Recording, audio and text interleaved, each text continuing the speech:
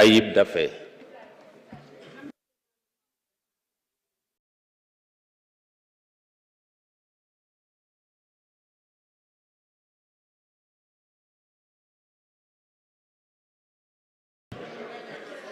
Non, non, ça marche, Ayib.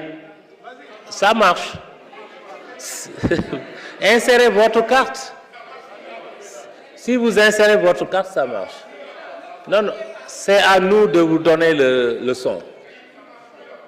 Vous pouvez. Voilà, merci, Président. J'ai l'impression que ce micro est très faible. Hein? Okay. C'est bon.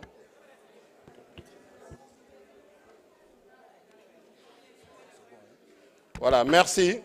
Voilà, chers collègues, monsieur le ministre, donc j'avais quelques observations de forme sur le rapport, notamment à la page 4. Donc, il dit qu'à ce niveau, ils ont fait noter que le Sénégal traverse actuellement une situation financière difficile qui exige aux acteurs politiques de toute obédience confondue de prendre leurs responsabilités en s'affranchissant de leur manteau politicien.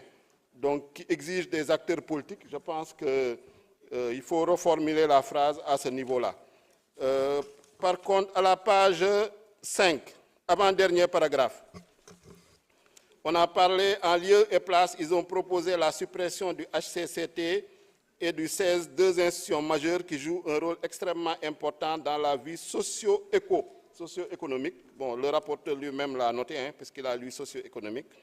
Ensuite, toujours à la page 5, le dernier paragraphe, ils ont rappelé à ce propos donc, que la mise en place du HCCT est inspirée par les conclusions des assises nationales, bon, selon ce qu'ils ont dit, hein, ça n'engage que, afin de servir de passerelle de communication entre les collectivités territoriales et le gouvernement. Et il revient pour dire cette dernière institution. Je rappelle que le gouvernement est une institution. Donc, quand vous dites cette dernière institution, actuellement, vous parlez du HCCT. Et donc, il faut corriger, dire que le HCCT, selon vous, effectivement, a beaucoup travaillé pour parfaire les réformes sur la contribution économique locale, la valeur ajoutée, etc. Toujours à la page 6, je trouve qu'il y a un paragraphe, le troisième paragraphe. Effectivement, l'idée a été mentionnée. Mais tel qu'écrit dans les détails, avec des chiffres exacts, je ne me rappelle pas qu'un commissaire ait donné tous ces chiffres-là et tous ces détails-là.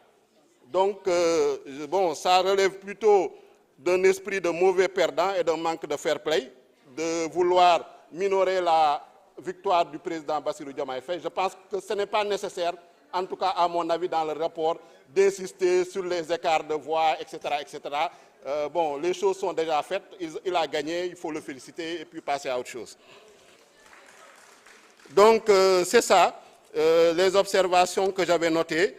Et je félicite le rapporteur pour le travail effectué, même si je note que quand même il y a un déséquilibre notoire, surtout sur le plan de la prise en compte des idées, surtout de ceux qui ont pris la parole et ceux qui étaient contre le projet.